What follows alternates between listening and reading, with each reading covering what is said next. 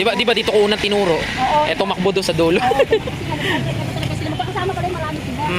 Ano sila? 5 yata sila. Oo, kapatid yata yung maglilipag sila. Marami kami design sa loob. Nalilalabas. Ba, mukhang marami kayong tela ngayon ha. Oo, kasi magpapasko, mamahal sila kaya nagpapakita. Matataas po ba ang bodega? Di ba alam mo naman yan? Pero Hindi, kasi matumal eh. Baka hindi na sila magtaas siguro niyan. sana nga, kasi nararamdaman din naman nila. Kaya obserbahan. Ang gagamitin po nating tela ay cotton spandex. Naghanda po kami ng 1.5 yardang tela. Ngayon po, kung bibilin nyo po yung tela by yarda, magre-range po ang presyo nito mula 60 to 75 pesos tong 1.5 yarda na to. Itong tela po na ito nakalatag ay kasya ho sa dalawang sukat, 1 to 2 years old at saka 3 to 4 years old na pajama terno sando. Okay.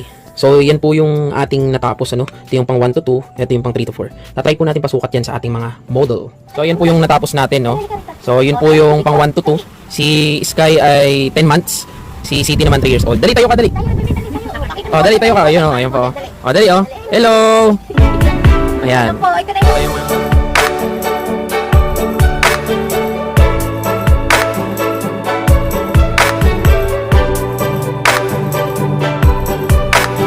Before we start, make sure to subscribe to this video and hit that notification bell for more updates.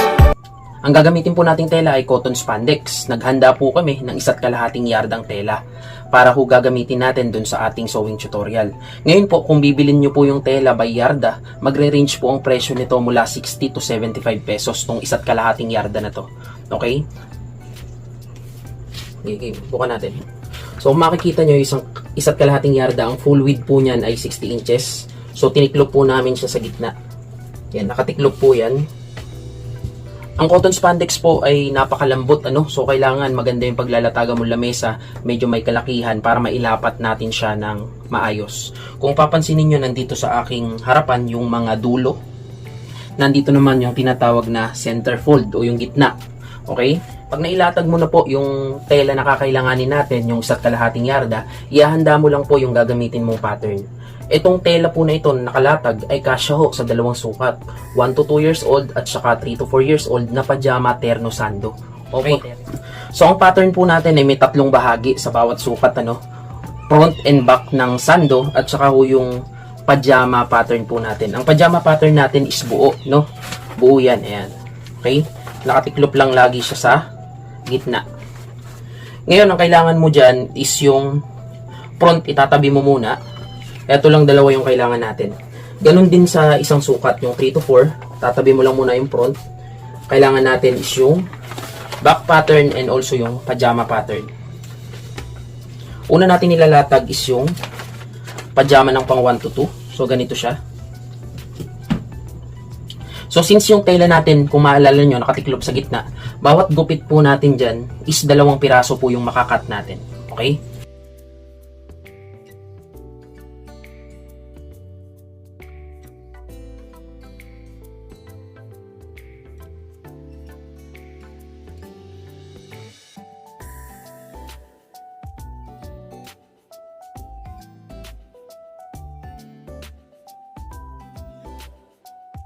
So, pag nailatag nyo na hunang maayos yung pattern, ang gagawin nyo na lang po is gugupitin o ite-trace po natin siya. So, okay. So, matapos mo siya gupitin, tatanggalin lang natin yung mga excess o yung mga retaso natin. So, ito yan. So, tanggalin mo lang yan. Okay. So, ito yung mga naging retaso natin. Tabi muna natin to. So, ito, gagamitin pa natin to para dun sa ating pangbayas. Tabi muna natin to rito. Ito namang mga body, hindi pa yan tapos. Itong mga pajama, tapos na yan. So, sabi ko nga sa inyo kanina, bawat latag natin ng pattern, sa isang tiklop mo, 2 kaagad yun. So, makikita nyo yan dito. Ayan, 2. So, 2 po yan. Ayan, o. So, magkapares ho yan. So, ito ho siya, pang 1 to 2 years old. Yung 3 to 4, ganun din, 2 rin yan.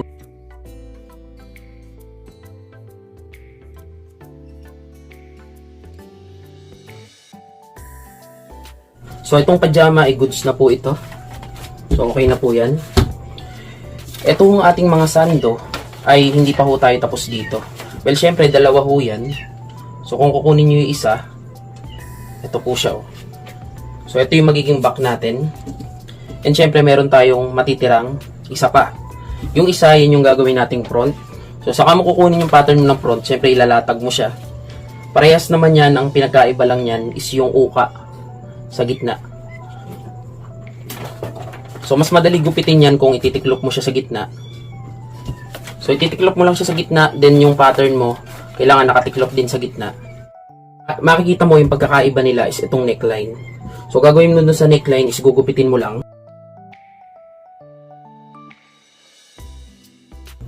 Okay?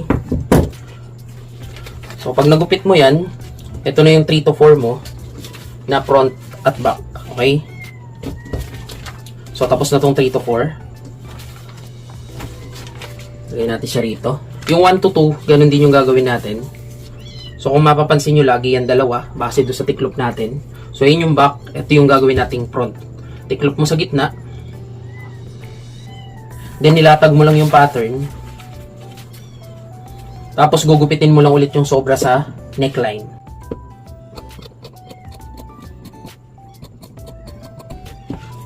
So, pagkatapos nun, meron ka ng front at back na pang 1 to 2 years old. So, okay na to. So, tabi lang muna natin siya rito. So, okay. Ito yung natira natin dun sa dulo. So, ang gagawin natin dito, gagamitin natin siyang bias. Ititiklop lang po natin siya. Ayan. Tiklop mo lang. Tapos, pwede na ho natin itong gawing bias. Siguro, 3 cut lang po base dun sa lapad ng bias nyo. Sa amin ho kasi ang lapad ho ng bias namin is 1 1/4. So, pwede na ho tayo gumupit dito. Pantayin lang po natin yung dulo para maganda ho yung pagkakagawa ng bias. So, ang bias po namin is 1 1/4. So, lalagyan ko ng allowance, gagawin kong 1 1/2 to. Tapos, gugupit lang ako ng 3 piraso. Kasya na yun. Para dun sa dalawa.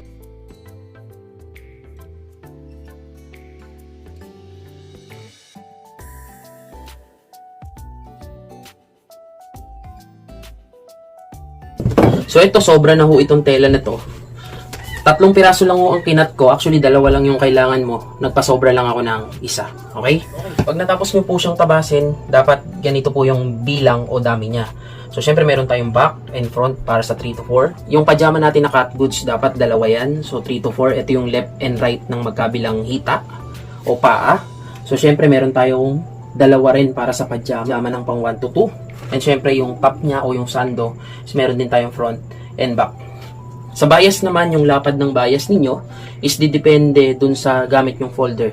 Kasi yung folder may iba't ibang sukat yun. Sa amin is 1 1/4. Naglagay lang ako ng allowance sa cut na 1/4. Kaya naging 1 1/2 inch yung lapad. Siyempre, yung tela na ginamit natin dito is full width na same fabric nung kinat natin. So, para sa isa na sando, actually kasya o sobra na yung isang full width ng fabric, no? Nag-excess lang kami o nagdagdag ng 1 piraso pa para just in case magkaroon ng problema o pagkakamali, meron na kaming reserba. Okay? So ngayon, syempre, tuturo na namin sa inyo kung paano siya tatahiin. Ang magiging proseso ng pananahi ng 1 to 2 and also 3 to 4 is parehas lang. Yung sukat lang yung magkakaiba. Kaya dito sa video tutorial kung paano siya tahiin, isa na lang yung ipapakita namin kasi same process naman siya. Okay? Doon na tayo sa pananahi. So, yun po, si Ate Christy na po yung mananahi at magbubuo ng ating mga pajama terno sando, no? Kagaya nga ng pinaliwanag ko kanina, yung proseso kung paano nyo tatahiin yung pang 1 to 2 and 3 to 4 is parehas lamang po. Kaya ho, itong 1 to 2 na lang po yung bubuuin natin dahil pag bubuuin nyo yung 3 to 4, ganun din naman yung procedure. So, ayan, kung makikita nyo, hawak niya yung front, ayun yung back. So, ipatong mo siya sa back. Ayan. So, isasaklob mo lang yung front to back. Then, ang una mong papasadahan is itong shoulder. Tapos, itong side close, 2. Okay? Sige.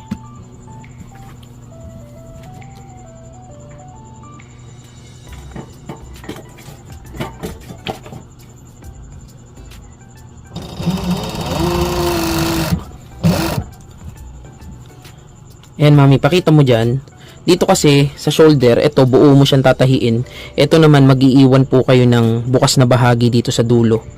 Tapos, tatahiin nyo lang po ito para ho pagdadaanan nung bias ho natin. Wala ka nipper. I-trim mo.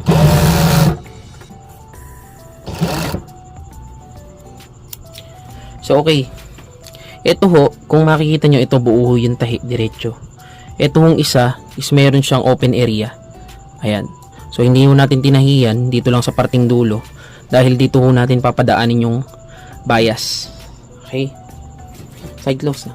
Sa side close is ganun din. Mag-iiwan kayo ng bukas na bahagi. Dito sa pinakadulo. Ayan. Dito sa dulo. Ayan o. So, ito. Iiwan nyo ng bukas na area dyan. Mami, hawak. Tapos, dito nyo siya tatahiin na. Ito, halimbawa, ito, bukas to. Tapos, tatahiin nyo siya hanggang dulo.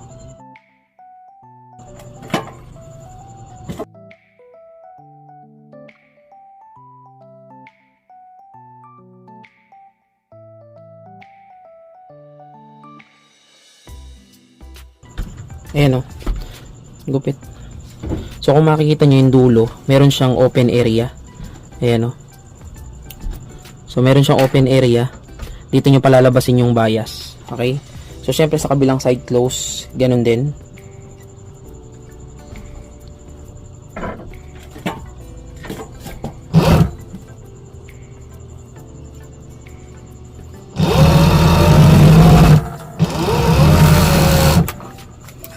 Pakita mo yung dulo. So, yan. Kung makikita nyo yung side close niya, isang diretso. Pero yung dulo, ayan o. Hindi siya sinaraduhan, nag-iwan ng open, dito dadaan yung bias, okay? Okay, so ngayon pajama naman po yung bubuuin natin. Sa pagbubuo ng pajama, so ititiklop mo lamang yan sa gitna, yung mga nakat natin, tapos papasadahan lang natin ito. Ang tawag dito sa operation o yung tatahiin na to, inseam. Yan, yung diretso na yan ang tawag dyan, inseam. So papasadahan mo lang siya sa overlock.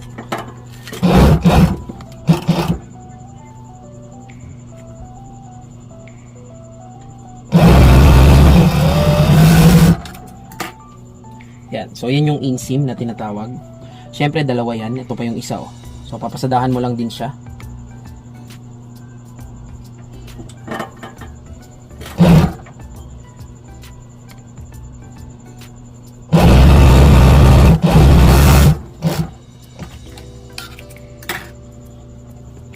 Close up mo dito ng konti. So, pag napasadahan nyo na ho yung inseam, ang iduduktong nyo na ho yung tinatawag na front rise, crotch, at saka back rise. So, ito ho yan, papaliwanag ko habang tinatahi ho natin, no? So, ito, kukunin mo yung front. Yung kabila, kukunin mo rin. Ayan. Tapos, i-join mo to. Hanggang matapos, darating yan dito sa dulo o yung back rise. So, kunin mo lang siya. Ayan. Tapos, pasadahan natin dito. Ang tawag ho sa operation na to is front rise. Then pag dumating ka ho ron sa duktungan, ang tawag naman po dyan is back rise. Paalala ko lang din, no, ang mga pambata, usually yan, especially sa shorts and pants, para sa amin, no, or sa mga nagtsatsyangge, hindi na nilalagyan ng pagkakaiba yung front at back. Usual kasi pag pang adult, malaki talaga yung back. Kasi ang mga adult, alam nyo na, medyo mabalakang na o medyo malaki na yung puwitan. Sa pambata naman, kung papansinin nyo, 10 years old pababa, bihira pa yung may korte yung katawan. Kaya hindi nyo na kailangan din nalagyan ng kaibahan yung back and front. Okay? So, front rise, pagdating sa gitna o yung crotch o yung duktungan, tawag dyan is crotch. Pag lumagpas ka sa crotch, ang tawag na rito sa pagduduktong na to is back rise.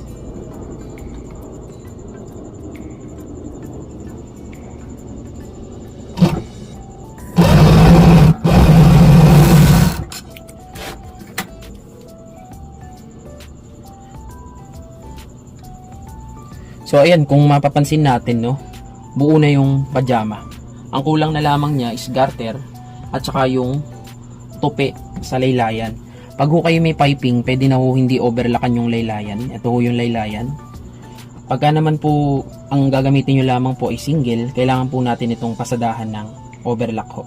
Ang gagawin na ho natin is magkakabit na ho tayo ng garter. Okay? Karaniwan po gamit namin dito na sukat ng garter is 3/4 ho yung lapad, 3/4 inches. Pwede rin ho kayo gumamit ng 1 inch. Pero mas pref natin is yung 3/4. So, paano magsukat ng garter? So, sa pagsusukat ng garter, pwede mo gawin is ilapat siya. Kailangan pantay yung center. Ayan. Tapos ilapat mo lang siyang ganyan.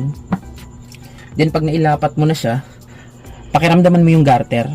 So kasi may mga garter na sobrang tigas, may garter naman na malambot. Tulad nitong sa amin, kung sa amin ka nakabili ng garter, malambot eh. So susukatin mo lang yung gitna.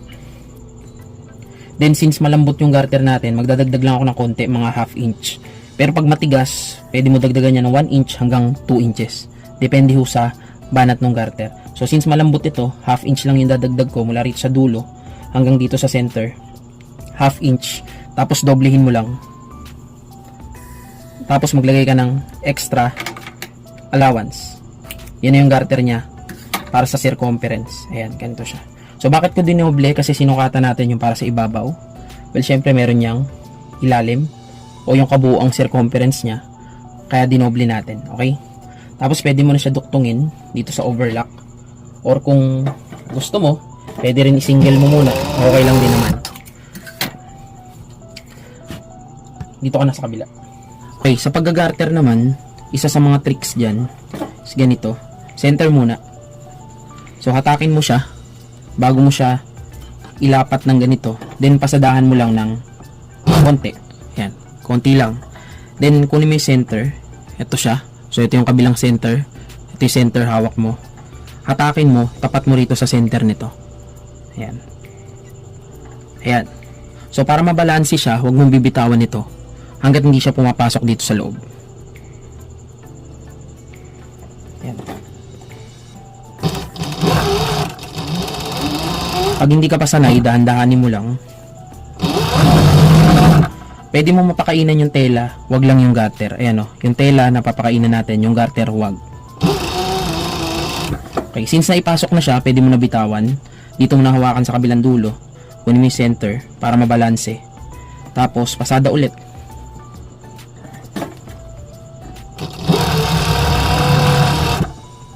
Ayan.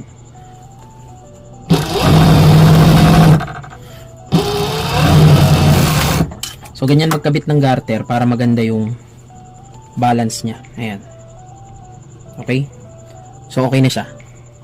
So, okay. Ayan, si Ate Christy pa rin yung magpapiping. Dapat sa single natin gagawin yung pagpapiping dito sa aming single. Kaya lang may kailangan siyang i-adjust. So, medyo matagal ko nang ina-adjust. Bukas na lang yan ng umaga. Kasi 3 AM na. Kaya sinet na po natin yung piping para dito na lang po tayo magbayas. So, syempre, ang gagawin po natin is babayasan ito, sleeve, or yung armhole, babayasan, at saka yung neckline. Sige, bayasan mo na. Buti na lang, ang bias folder namin sa single at saka sa piping, parehas ng sukat. Kaya hindi po kami nahirapan, no? Kasi syempre, nakat na natin yung bias, di ba? Yan. So, ganun lang naman, babayasan mo lang naman yan.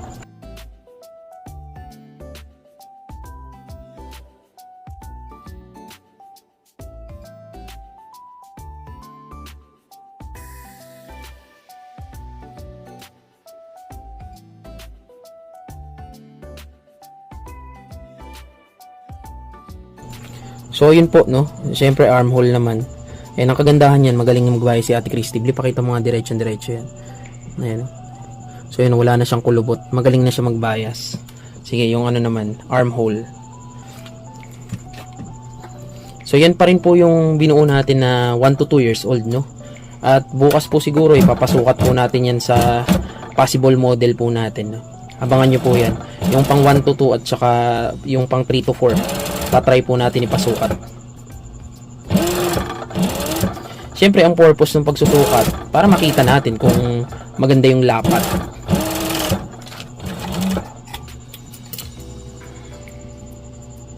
So, isa na lang.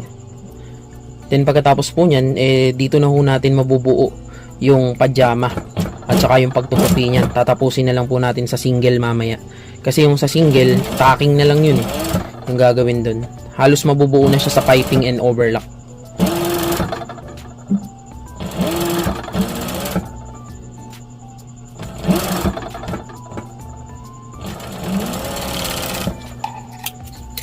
Okay. Ayan, anong next? Tupina, no? Tupina ng laylayan. So, next is, ito na, yung laylayan, no? Tutupian na lang natin. Ayan. So, yun yung kagandahan sa L-type. Tatanggalin mo lang yung folder. Pwede mo na siya gamitin pang hemming. Kaya kung madalas sa mga bumibili ng piping na limitado ho yung budget, L-type po yung binibili. Yung L-type po ng piping, yan po yung nalalagyan ng bias. Kasi ho, tatlong klase yung piping: L-type, box type, and cylindrical.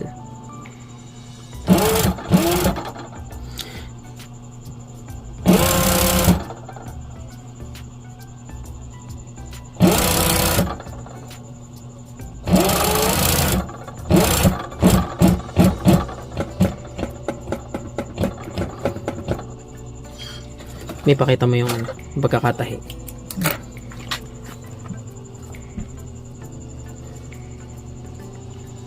Yan, ang ganda ho ng pagkakatahi niya, no. Tingnan niyo ho. Yan. Ito ho yung ilalim. Puting-puti lamang ho kaya ho hindi masyadong kita, pero yan ho, ang ganda ho ng lapat ng piping namin, no. Okay?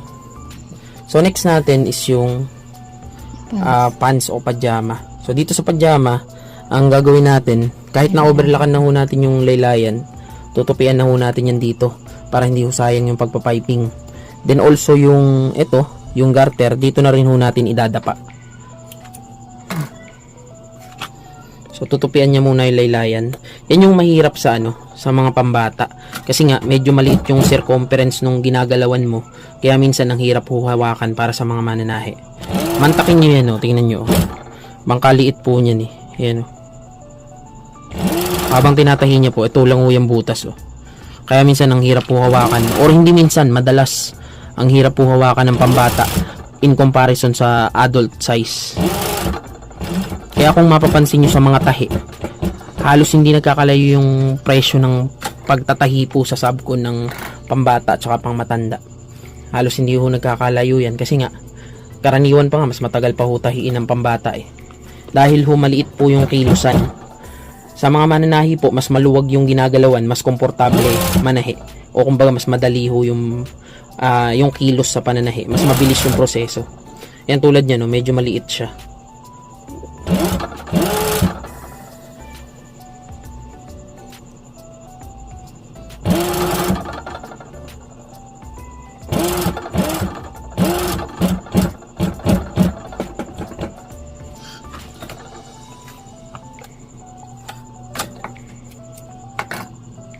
Yan po, mami, pakita mo yung natupian mo lang. So, ito po yung natupian niya naman sa laylayan. Yan, so maganda ho pagkakatupi niyan. Lalo na may overlock pa, lalong gumanda. So, syempre, ang gagawin na po natin is yung taas. Idadapa ho. Ayan ganda ng pagkakatupi.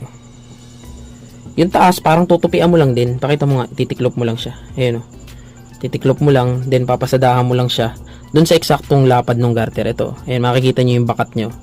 Dito mo siya papasadahan, paikot. So pag napasadahan mo yan, tapos na yung pants.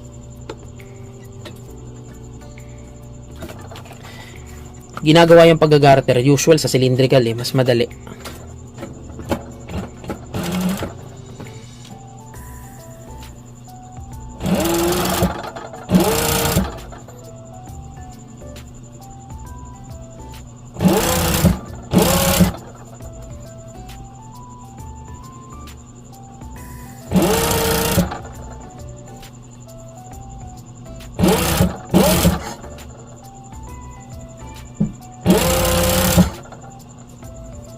Mami, pakita mo pagkatapos yan sa camera.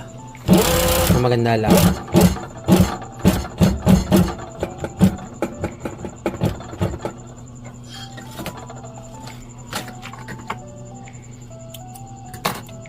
Yan, ang kagandahan lang sa piping is maganda talaga rin siya pang garter. Ayan mo, patikumin mo. Hindi, patikumin mo, huwag matakin. Ayan so maganda yung pagkakalapat nyo.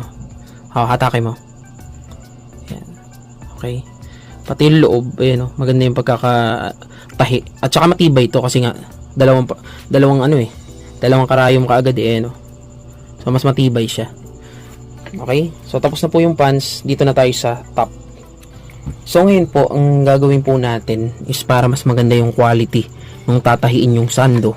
Ito ho yung mga duktungan, although kaya i-one shot to sa overlock Mas maganda ho ito is itataking nyo o pagduduktungin ninyo. Tatlo lang naman yan Ito, tsaka yun, gamit yung single high speed po. So yun po, Tatlong piraso lang naman po yan, itataking po natin, no? Yan. Kasi pag winanshot nyo sa overlock to, although kaya, pero mas quality kung papasadahan nyo ng single. Yan.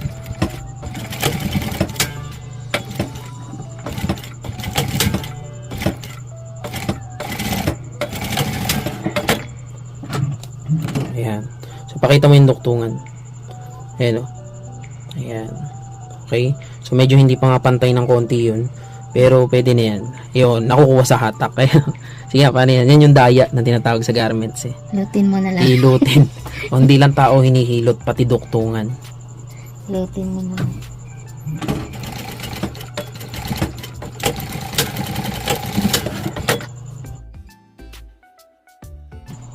Ayan. Okay. So, next, tatlo lang naman po yan. Saka isa pa ho, mas madali ho siya pantayin dito sa single kumpara sa overlock.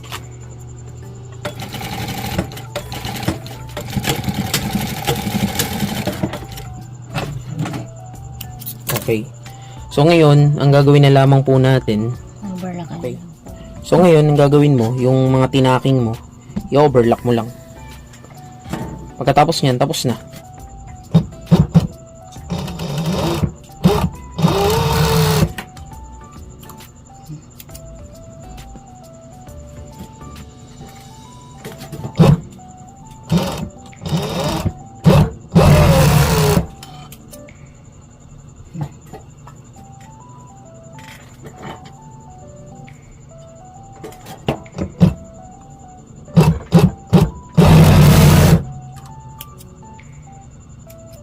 Okay.